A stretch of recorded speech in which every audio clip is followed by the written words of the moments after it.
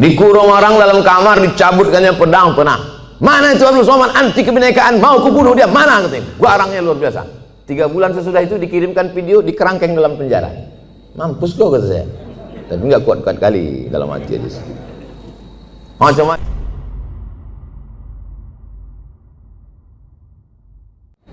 Bapak Ibu yang dimuliakan Allah Subhanahu wa taala. Ustaz takut tak mati itu? Saya tidak takut kali. Cuma agak takut juga sedikit. Semua hidup ini sudah saya rasakan. Disambut oleh orang-orang besar, hebat-hebat, sultan-sultan, raja-raja, udah menteri-menteri, udah.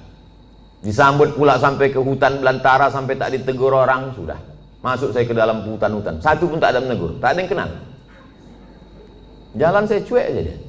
Bapak, kata saya. Kata dia. Pernah. Macam-macam. Ceramah diundang orang pakai mobil mewah, pernah. Ceramah diundang pakai mobil sayur, pernah juga. Kalau pakai mobil mewah itu kita dijemput orang, buka kan kacanya, jalan ya. Begitu sebut pakai mobil sayur, baru gini, mati mesin.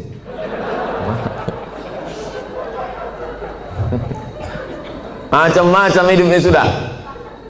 Dikurung orang dalam kamar, dicabutkannya pedang, pernah. Mana itu Abdul Somad, anti kebinekaan, mau kubunuh dia, mana katanya. Garangnya luar biasa. 3 bulan sesudah itu dikirimkan video, dikerangkeng dalam penjara. Mampus kau, kata saya. Tapi nggak kuat-kuat kali dalam hati aja. Macam-macam hidup ini sudah. Titel sudah, LC sudah, MA sudah, doktor sudah, profesor sudah. Tinggal satu lagi, almarhum. Nah, oleh sebab itu mati ini, dulu saya berpikir bahwa mati itu 63 tahun, mesti macam umur Nabi Muhammad SAW. Ternyata kawan-kawan, saya pejamkan mata, si anu kawan kuliah saya meninggal, si anu kawan saya dulu SMA meninggal, si pulan kawan saya dulu sama-sama SD, sama-sama cabut kami, sama-sama mandi di sungai, meninggal. Jadi kita kalau nengok orang meninggal itu jangan tengok yang tua-tua. Itu kekeliruan kita. Nengok orang meninggal yang ubannya banyak, sehingga habis itu kita nengok di kaca, masih 3, masih lama lagi. Malaikat maut nengok orang mati itu, mencabut nyawa itu tidak menengok ubannya. Berapa banyak orang yang beruban tak mati-mati? KPU, kepala penuh uban. Mau nanti waktu sebelum diupload dibuang nih, tersinggung KPU dituntutnya berasa. Saudara yang dimuliakan Allah Subhanahu wa taala, oleh sebab itu maka bagaimana kita menjalani hidup ini, yang masa lalu sudah lewat, yang masa akan datang kita tak tahu, maka kita jalani yang masa sekarang, bagaimana kita melangkah ke depan. Maka bangun pagi, bangkitkan semangat. Aku hari ini masih diberi Allah kehidupan, langkahkan kaki, berangkat ke tempat kerja. Bismillahirrahmanirrahim, la haula wala quwata illa billah. Tetap bawa STNK BPKB. Jangan pula macam la haula wala quwata, langsung lampu merah tak pandang lagi. Tangkap semua polisi. Kenapa kau tak ikut patroli lalu lintas? La haula wala quwata illa billah. Bukan kau aja yang dengar pengajian Ustaz Somad, aku penonton juga, kata Pak Polisi. Macam kau aja yang pengajian gitu. Oleh sebab itu maka setelah kita berangkat di tempat kerja itu serius kita.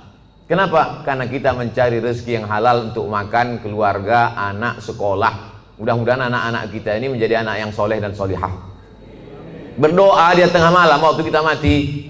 Bangun dia jam 2 malam, tahajud di bentangnya sajadah. Apa kata dia? Rabbi firli wali walidayya warhamhuma kama rabbayani shaghira. Mengalir ke makam kita macam tetesan embun di tengah gurun pasir yang panas. Lapang alam barzah kita, terang kubur kita.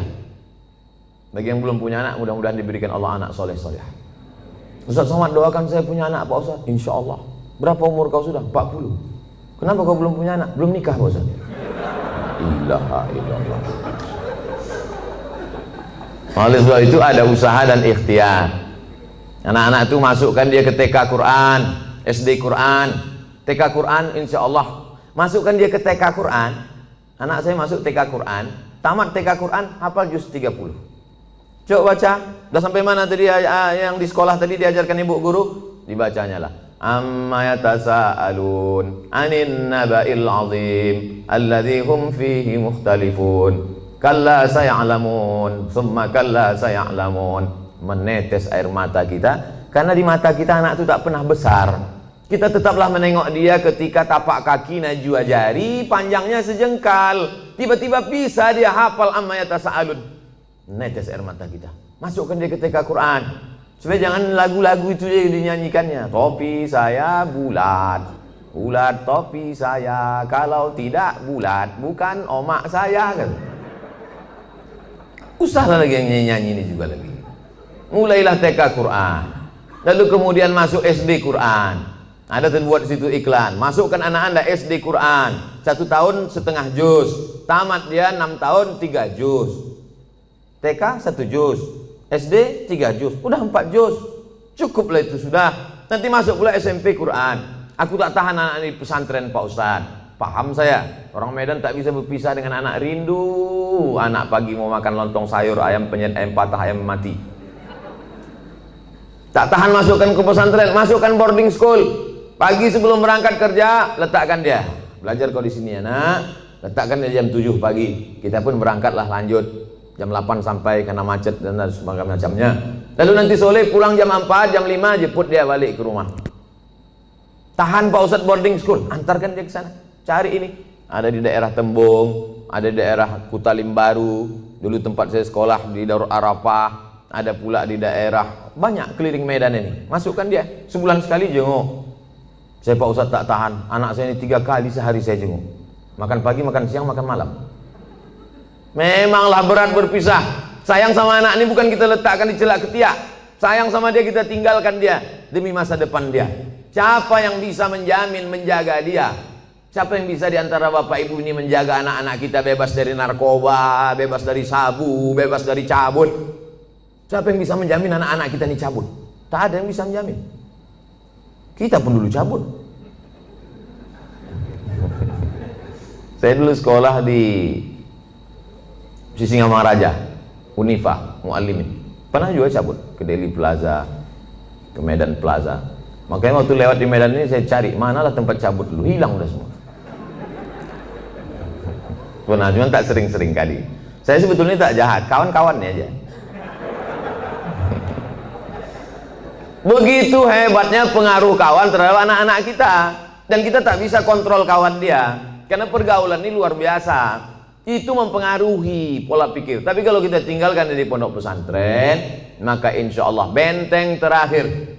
Bapak ibunya sudah selamat insya Allah. Tapi ini generasi kita ini kalau tidak kita selamatkan, kita carikan dia rezeki yang halal. Melangkahkan kaki dari rumah, aku meninggalkan semuanya ini wahai anakku adalah untuk mencarikan nafkah engkau yang halal, supaya kau jadi orang, supaya kau jangan jadi hantu setan, supaya kau nanti selesai kuliah, supaya kau menjadi berbakti kepada negara, bangsa, agama, orang tua. Maka niat kita itu sampai mati kita. Man mata duna malihi fahuwa syahid. Siapa yang mati mempertahankan harga dirinya, harta bendanya, maka matinya mati syahid, kata Nabi SAW. Dalam mencari nafkah ini pergi, capek, keluar kota, segala macam, meninggal dunia, maka matinya tetap mati syahid. Syahid itu tidak hanya orang yang berjuang fisabilillah di Palestina, tidak, tapi orang yang mencari harta yang halal. Oleh sebab itu tetap semangat.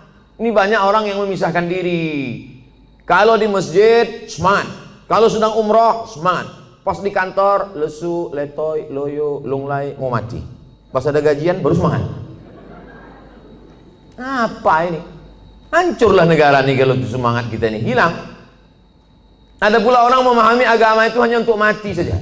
Aku sebetulnya malas dengar pengajian ini. Kenapa? Itulah Ustaz itu sedikit cerita mati aja. Cerita mati aja. Memanglah kita ini mau mati. Tapi pengajian itu adalah membuat kita bersemangat apa bekal yang akan kita bawa sebelum kita mati. Makanya yang kaya-kaya, yang hebat-hebat sebelum mati bangun masjid.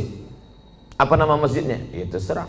Macam-macam nama masjid. Ada sebutnya masjid nama dia. Ada masjid itu dibuatnya Al-Ikhlas. Ada masjid At-Taqwa. Tadi subuh kami pengajian di masjid Jami'atut Taqwa. Tinggi, hampir 2 meter. Kata panitia pembangunan masjid, ini Pak di bawah ini tanah. Enggak, dicor semuanya. Entah berapa molen kata dia.